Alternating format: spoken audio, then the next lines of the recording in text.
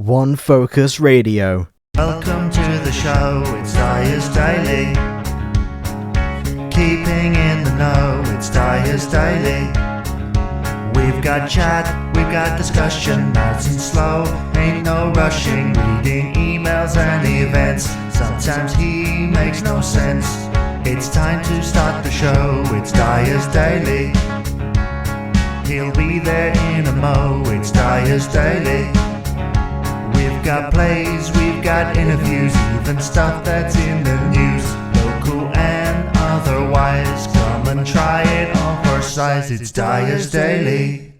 Welcome to this edition of Dyer's Daily for the 6th of November 2018. My name is Jamie Dyer, as you probably have guessed, and today we'll be talking about Guy Fawkes Night, Bonfire Night, Pope Day, whatever it is you call it, also the Americanisation of Great Britain a little bit. But first, have a listen to these podcasts, see if you like it, and I'll see you in a minute when we talk about the 5th of November on the 6th. See you in a minute. There were columns of soldiers trying to get onto the small boats. A shell holiday, that's the most frightening experience I've had. 25 yards, ramp going down, now. We did anything to get a couple of days sick.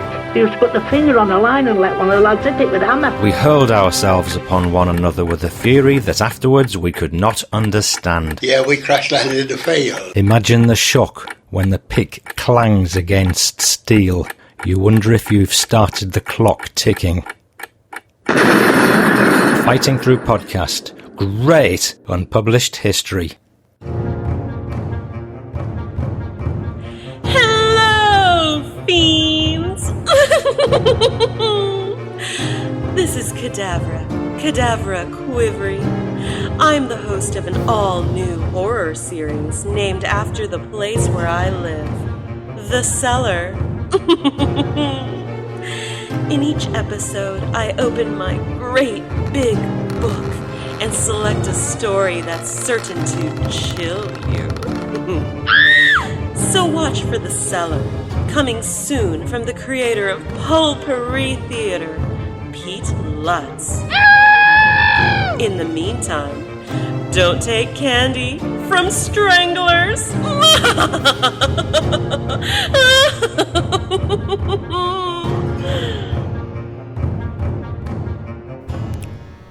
Dyer's Daily. Remember, the 5th of November, the gunpowder, treason and plot. I know of no reason why the gunpowder treason should ever be forgot.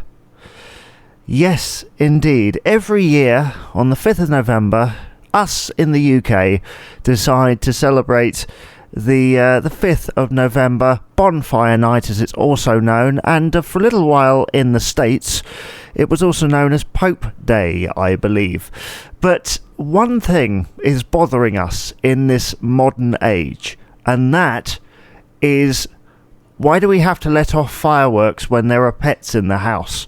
That is one of the most recognisable things that I have seen in the past 5 years on Bonfire Night, is people are constantly frightened about what their pets will think.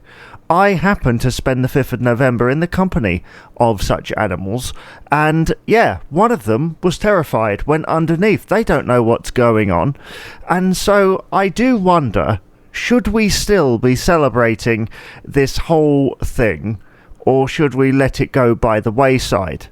Now, remember that for most people, certainly in North America and in Britain these days, Halloween falls a few days before, at the end of October. Is Halloween going to overshadow this thing so that it eventually disappears? I think it's all very important things to remember. I mean, I'll read out the rest of this verse from the 5th of November verse. Let me read it out. And for our American friends, it might kind of make it a bit more real, if you will. So after the line should ever be forgot, the line goes, Guy Fawkes and his companions did the scheme contrive to blow the king and parliament all up alive. 70 barrels laid below to prove old England's overthrow. But by God's providence him they catch, with a dark lantern lighting a match, a stick and a stake, for King James' sake. If you won't give me one, I'll take two, the better for me and the worse for you. A rope to hang the Pope, a pen'orth of cheese to choke him, a pint of beer to wash it down, and a jolly good fire to burn him. Halloa boys, make the bells ring. Halloa boys, God save the King. Hip hip hooray. That is just one of the versions of that verse that is out there.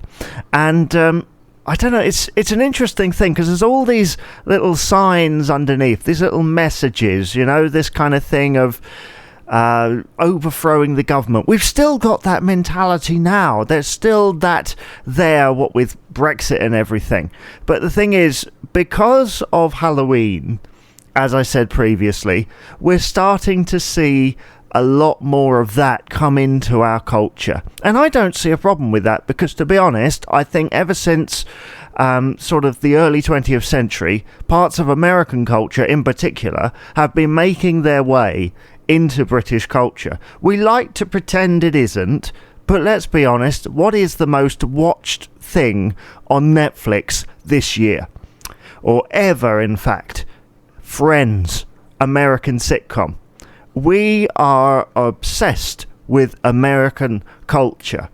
And so when the first settlers kind of went over to America, they did celebrate Bonfire Night or Guy Fawkes Night or whatever name it goes under in your town, but they called it Pope Day, which of course in that verse you hear the word Pope, and a lot of people may also know it from V for Vendetta because of the Guy Fawkes mask and everything.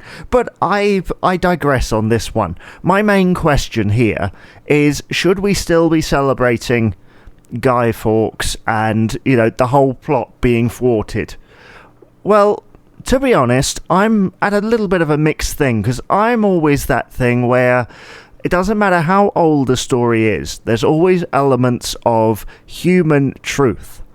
And there are always lessons to be learned from these things as well. Look at Shakespeare plays that Shakespeare wrote like 500 years ago, and they are still being performed today, and we still identify with the characters.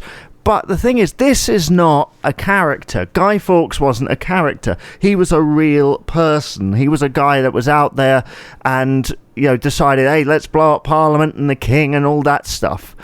But there is still that sense of unrest there today with things like Brexit and, you know, just political unrest in the world, that we do kind of identify with it. The only thing that I kind of disagree with in a way is this parting of tradition with fireworks. I mean, if we're going to let something up, why can't we do something that is silent?